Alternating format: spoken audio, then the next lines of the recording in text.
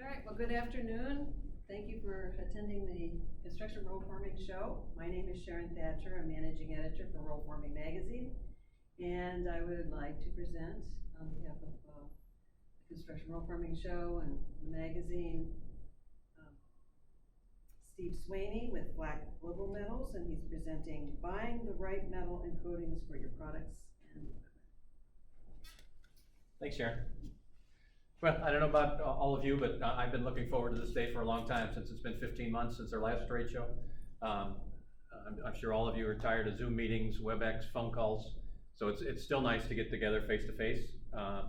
Even though the marketing experts say trade shows are on their way out, our industry still, I think, thrives on it, so it's great to be together. It's kind of ironic, my subject matter today, because I think many of you that run roll forming businesses are happy to get any coil you can, whatever gauge, size, color it is, just to try to keep things going at an affordable price. It's been as the word has been way overused, unprecedented market, and hopefully we're a few months away from things kind of trending back to more normal. And I do think that there's small signs coming up that we are going to be trending back to a little more normal. Pricing probably won't get to where it was in 2020, but it will modify, and the supply situation, I think, will get better going into 2022. So keep the faith. The light at the end of the tunnel is getting a little brighter each day. So, but just kind of wanted to go through some things in regards to different metal specs used in the roll forming industry, both in aluminum and steel. Kind of go through the options and the proper specifications to, I think, to make the best products for you, and also just touch base on a little bit of coatings. Feel free to ask questions at any point in time if you have some specific needs or questions in regards to that. Or I'll leave my card after the fact if you have something that comes up that you'd like some further information on. If I don't know the answer, I've been around the business long enough to know people that do, and get you the resources and information going forward. All right,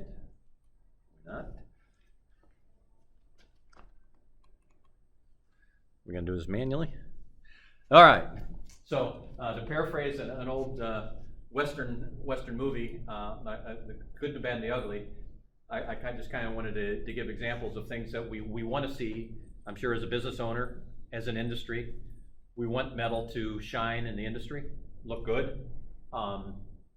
We hate to see eyesores, products, hear of building codes prohibiting metal in various industries.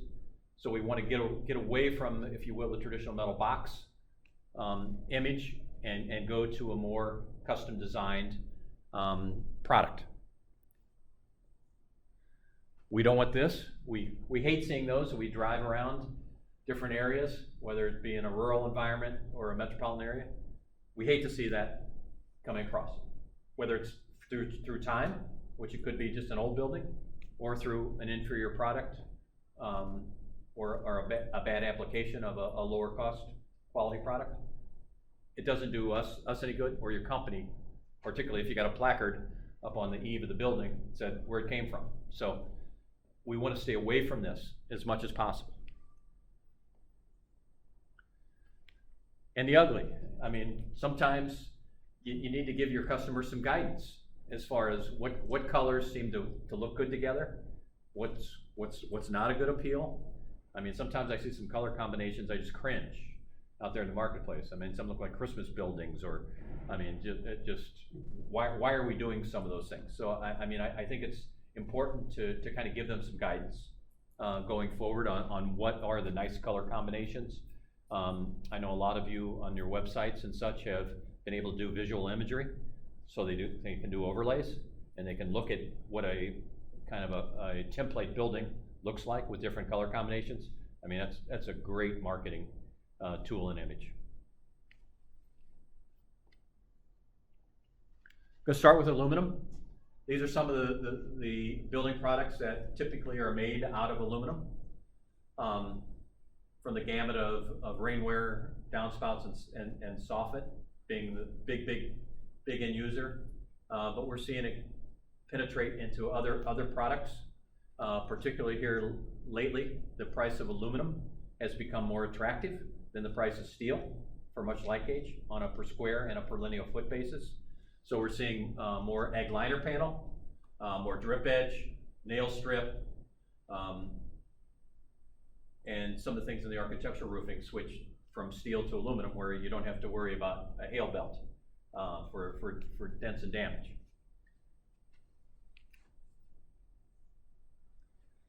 So typically in aluminum for building products, you're pretty much seeing, in terms of the alloy description, the 3003 or 3105.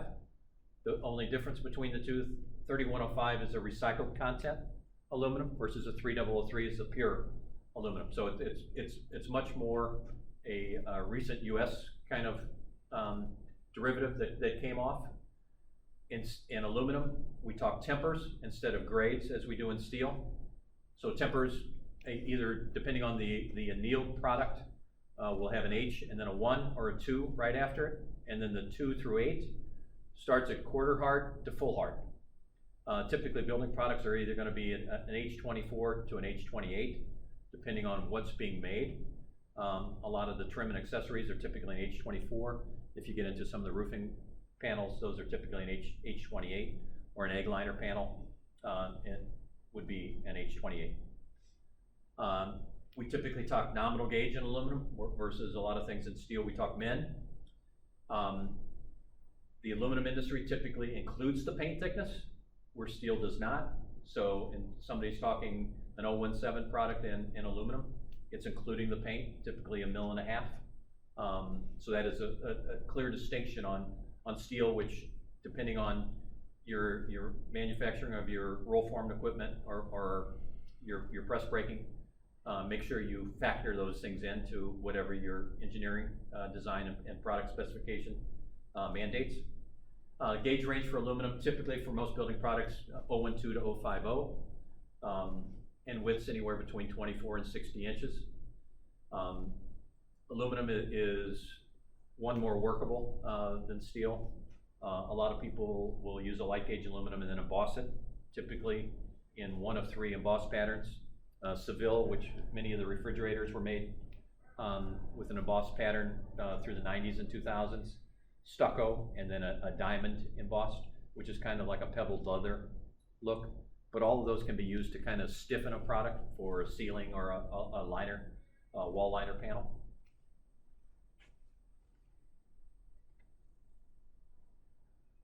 Oh, now I lost it.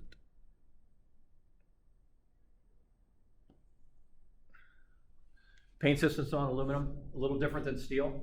A lot of, if you will, commodity or lower end aluminum products are just a single coat. They don't have a primer on the top side. And the back side, many cases, if it's not exposed, they just put a clear coat, which more or less just acts as a lubricant to go through your forming equipment. You cannot use just a bare product. It's going to drag through your equipment, and particularly if it's embossed. You need some type of coating on it to help it get through your equipment without having too much friction and drag. Two-coat polyesters are used in a lot of lower gloss residential applications. I would strongly recommend using a primer for those, particularly if they're embossed, just for the adhesion properties and also for job site storage. The primer will help ensure that you don't have any wet stack storage issues on panel stacks. And then the architectural roofing and the stamped residential roofing market is pretty much all Kynar, PVDF, for the higher end, longer term applications.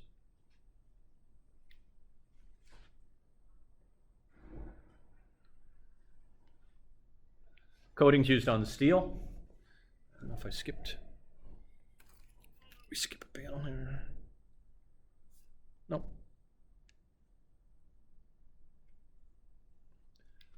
Again, polyesters, siliconized polyesters, which is the most predominant, particularly for post-frame pre-engineered metal buildings. The S&P market is a lot of people refer to it as, and then the PVDF Kynar. The one thing that has kind of gotten blown out of proportion is with the siliconized polyesters. many carrying a 40-year lifetime warranty on film integrity. If you truly want the best performance on a dark color on a roof, you should go with the PVDF Kynar. Even though it carries a lesser warranty, it's a better product. It's hard to comprehend sometime and explain that to your customer, but ask any paint company side-by-side performance test data, the Kynars will keep their color and gloss better over time. Go ahead, you had a question? I have a roof close to my house that's 30 years old and looks brand new with a PVDF. Yeah, I mean, it is by far, and they really, because of the integrity of the product, they didn't want to get into the warranty war. And I hate that we did that on the S&Ps, because for years we poked fun at the asphalt shingle market because we knew their piece of, the print on the piece of paper, the warranty wasn't worth the piece of the paper. But so even though the S&Ps carry the 40-year, if you're putting a dark color, a metallic, whatever, tell your customer, convince them to go with the PVDF. That's the right product. It's going to last, and like you said, it's going to look good for a long, long time. Even though they only warranty it 25 or 30 years, it is by far the best product. And your paint supplier would tell you that if you ask them one for one. Here's what to go with.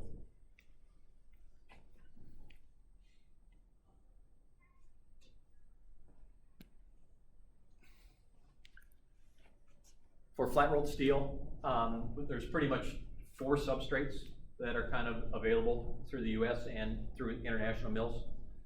Galfan, hot dip galvanized, Galvalume, which is also referred to a couple different names by some other mills as a brand name, and ZAM, which is a product strictly unique to Wheeling Mission.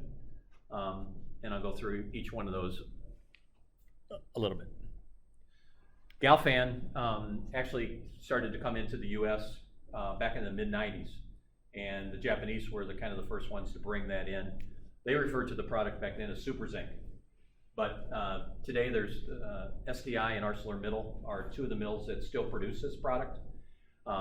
It's not seen very extensively in building panels, but it could be used as building panels. And if you offer a number 2 product, sometime you may see some Galfan offerings as a potential secondary product. Have confidence in using it. It's a good product. It will stand up. Its corrosion resistance is very good. You just have to, the equivalent ratings of the Galfan, I kind of showed the different galvanic comparisons to it. But it's a great product to paint. It is something to consider, but I mean, it's a little more limited offering. It's kind of used in some other markets, appliance and some HVAC people use it on occasion. But if you get a chance and it gets offered at some point, even though it's limited, it's good to use. Hot dip galvanized, we pretty much run the gamut today. You'll see offerings anywhere from a G30 on a liner panel in terms of coating weights, all the way up to G100 for a lot of agricultural applications. And the architectural community uses a lot of G90. So pretty much most of the mills can run 013 domestically up to 0.130, which you pretty much go to plate after that. 24 to 72 inches wide. It can easily be slit without fear of edge creep. The grades, pretty much the gambit. If you're running trim, pretty much a CSB or a grade 40 or grade 50 will work well. And then for your structural qualities, grade 80 is pretty much the standard. In terms of coating weights, again, in the egg post frame market, you see G60, G90, G100, and again, you see some G30, G40 for liner. Surface treatments, you can buy it as oil, chem treated, or acrylic coated. Acrylic coated is predominantly used for animal confinement. Most people don't put acrylic on the roof, predominantly just for protective coating for animal confinement.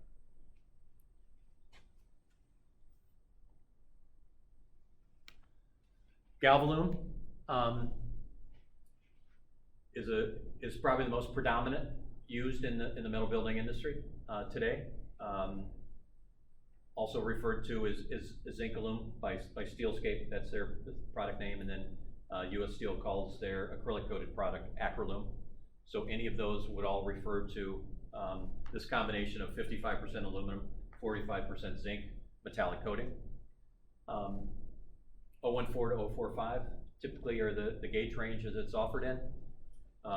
Widths 36 to 72. The 72 SDI is the only mill in the country that can produce it that wide. Most of them are 50-inch wide products. Just for some of you that are potentially looking at some of your 20-inch and some standing seam, if you're trying to do double wides to help save on the economics, you're a little more limited in terms of the SDI facilities that can produce the wider than 50-inch widths. AZ35 typically is used for a liner panel application where you have a non-warranty. So anything less than AZ50, you would not get the non-perforation warranty for a pre-painted application. AZ55 you need to have for a bare acrylic application to get the non-perforation 25-year warranty on it. Surface treatments, you can get non-Chemtreat light oil, you can get the chromate passivation, or you can get the acrylic coating for bare use. Specs, again, pretty much the same as galvanized. CSB for trim applications, and then structural quality grades 33 to 480.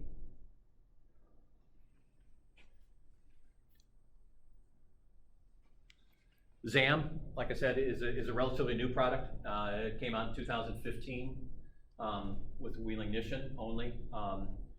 It's shown some incredible results for highly corrosive applications, chemical plants, fertilizer plants, hog barns, things of that nature. There's a few companies using it and marketing it in our marketplace today, but it is, because it's single sourced at this point in time, hasn't gained a lot of acceptance. It is a more expensive product, but if you get a application where somebody is really concerned with high corrosion resistance, it is an option for you to push, and will give you a little more comfort factor in terms of how it's going to stand up over time.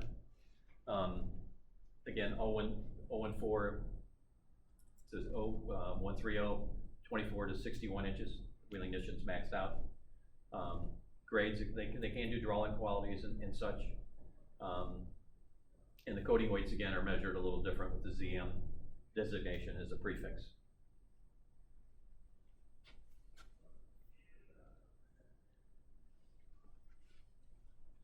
A few industry trends that we're kind of seeing today, and a lot I think you're seeing in some of the machinery manufacturers here.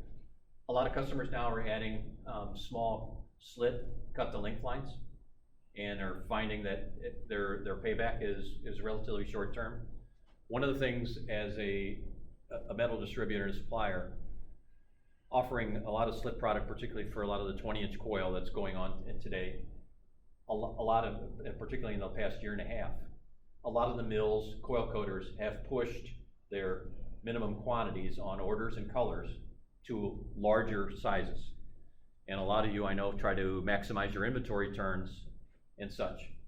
So if you put one of these facilities in there, you can pretty much rotate your inventory and do whatever you need to do with it, whether it be sheet for your trim shop, slit coil for your on-site, or snap lock, nail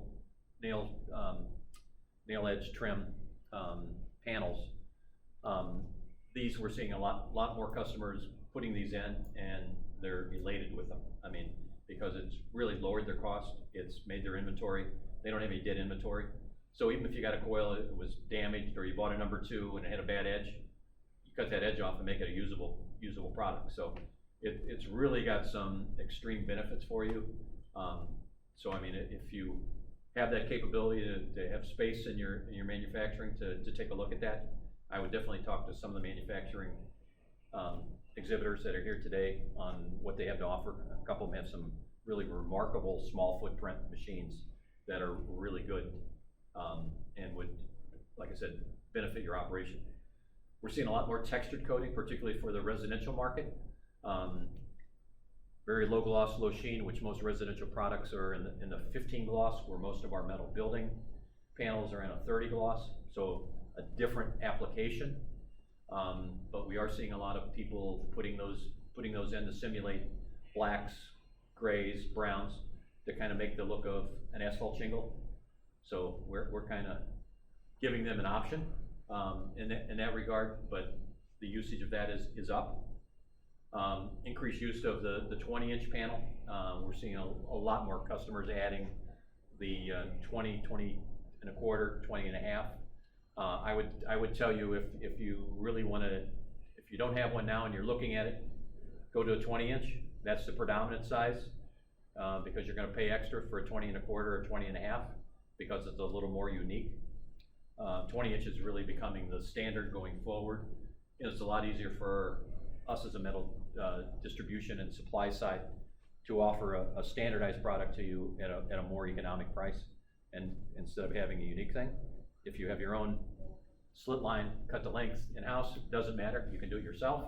But from an industry-wide standpoint, in terms of stock and supply, the industry's standard that we are as a distributor is going to be more in the 20-inch realm going forward. So just keep that in mind if you're potentially looking at that. We're seeing a much greater percentage of roll form trim. Even though you have these computerized press brakes, we're seeing a lot more people go to the multi-disc, multi-cassette trim machines. Very efficient, very quick, can outproduce even the automated press brakes. Granted, it's a little harder to do some of the longer pieces, but we're seeing a lot more people put that in. It also gives you the capability to use grade 80 across the board on your trim, where some of the other things, if you're trying to make some of your trim parts, it's, unless you have a really talented operator on a press brake, it's really hard to make some of those out of grade 80, which you know. And the grade 50 creates a second inventory product for you. So a lot of people, we're seeing a lot more usage of roll form trim. A lot of light gauge steel framing is growing in the industry, particularly with the price here of lumber lately. Light gauge steel, even though it's up as much or more in some cases, it becomes a little more stable and a little more uniform product to work with. You don't have to worry about termites, warping, things of that nature. So light gauge steel framing is growing and being accepted in a lot of states, and it's becoming a lot more accommodating in terms of building code. And like I mentioned before, mill and coil coaters, particularly, like I said, in the last year, are continually raising the bar on what they want and will produce, and being a lot more selective. So as much as you can, standardizing your sizes, your colors to industry standards, it's gonna benefit you, because once they go in this direction, it's probably gonna be a while before they would ease back on those. It would actually probably take a pretty big slowdown before they open their arms back up in a little more latitude with some of these things. So keep that in mind in terms of availability of inventory, particularly for the next 3 to 6 months, which everyone knows is really tight already.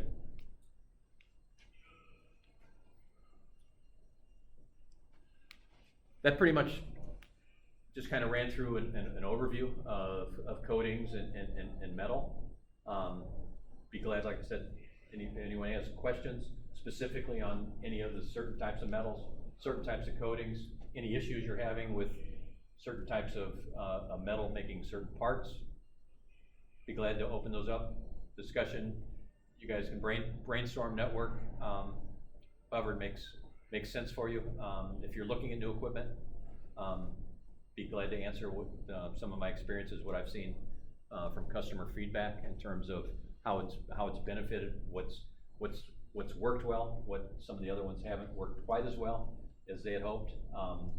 On the roll form side, I would definitely tell you, even though some of these Chinese roll formers look very attractive in terms of price on paper, they do not perform like some of the manufacturers you're going to see here. I've had multiple customers buy some of these thinking they got a great deal, only to find they couldn't make the panel, they couldn't do a grade 80. The panels came out all different widths, profiles, they didn't match consistently. And right away it was, oh, something's wrong with the metal. You need to contact your metal supplier. And it's like, no, it's not. So, some of these pieces of equipment may be more expensive than some of the other ones you see offered, but there's a reason for it. And the design and engineering, I mean, it's tried and true. So, hopefully you have a chance to reach out and talk to some of them if you are considering equipment or upgrades, or if you're getting ready to retrofit some of your machinery. Talk to them, and hopefully, if not, reach out to some of your metal suppliers, and maybe they can put you in contact with some other people that they know recently have done some of those things, so you get it from the horse's mouth in terms of being on your level and gone through your experiences. So if there's any questions, I'd be glad to answer. Anybody? Go ahead. Are you seeing Galvalume making any inroads against the G90 in terms of like animal confinement as far as the application goes in recent years? Yes. From the technical standpoint, Steelscape and US Steel have probably been the most two innovative steel mills in terms of testing, because they both offer galvanized and Galvalume product. Sure. So they've done a lot of research over the years in terms of specifically in animal confinement and standing up for both bare and pre-painted applications on roofing. What they have found is for like hog barns, where you have a lot of wet waste Yep. and a lot of affluent gas, they have found the G90 G100 product to stand up better than Galvalume. Okay. For poultry, chicken, turkey type application, typically they have found Galvalume goes well. I mean, the two main things that you have to consider is, one, treated lumber, when it comes in contact with metal, and if you get a waste stream that saturates that product, Yep. that chemical that they've treated that aluminum with, or treated the lumber with, excuse me, attacks the aluminum in Galvalume. Okay. So that's one issue, but ventilation is the key.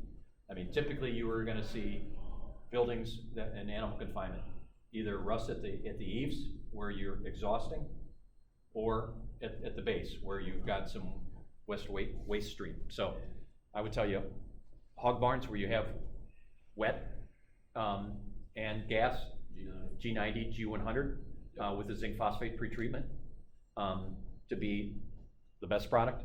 In terms of poultry or turkey barns, Galvalume stands up well. And those two mills, like I said, both of them on their websites have data on there, test data, that would show how the testing they've done and what has stood up and what has not stood up in terms of that, and they would, I think, guide you in the same way. Thanks for that. Any other questions? No? Oh, go ahead. So is stainless steel just too price prohibitive? Stainless steel, ironically, has not gone up as much as some of the other steels, but in terms of if you want the stainless look, I mean, they're really bar none. So if you have a very aggressive, particularly interior, a stainless is used in metal buildings for like walk-in coolers, meat processing, food processing, some ice cream, dairy, food storage. I mean, there really is no equal, particularly if they're going to use a caustic wash down if you'll disinfect and spray on a regular basis. Stainless will stand up better than any of these substrates. Well, I'm just wondering, I don't work on whole barns or whole houses or chicken houses. Why doesn't someone come up with a stainless steel alloy coating for that type of situation? Cost. Because typically the poultry and the animal confinement market typically plan those buildings to last anywhere between 5 to 10 years, and they don't want to go to the high-end material. And that the product I showed you, ZAM, that was one that was kind of designed to bridge the gap, if you will, between a galvanized Galvalume and a stainless. That was their intent, was to kind of make it in between. So it's probably the closest thing to use, but again, it's got one mill that's making it. Will it ever be offered by more? Remains to be seen, but yes, stainless typically is just, there's not too many stainless mills in the US in particular that will do light gauge. I mean, they typically 018, 019 is typically about as light as they like to roll. And they like to do very standard widths, 36, 48, 60. So they're not near as flexible as some of the other mills. So there hasn't been a penetration of that. So the insulated panel manufacturers, the Kingspans, the Morans, the metal spans, those guys use a lot of stainless for the interior panels of their composite panels, where there is, like I said, FDA, USDA type applications. But otherwise, we really just, it's been, like I said, cost prohibitive. I mean, because you're talking almost double in some cases. Typically, on the old days of steel pricing, not where it is today, there's still probably 30% more in terms of stainless on a direct size correlation, but just hasn't been there. But again, that was really the thought process behind bridge the gap between a stainless application for high corrosive applications. Any others? Well, thank you. I hope you have a great expo. Thanks for coming today. And again, be happy to answer any other questions, or if I can provide you with some information, be glad to do so. So thank you.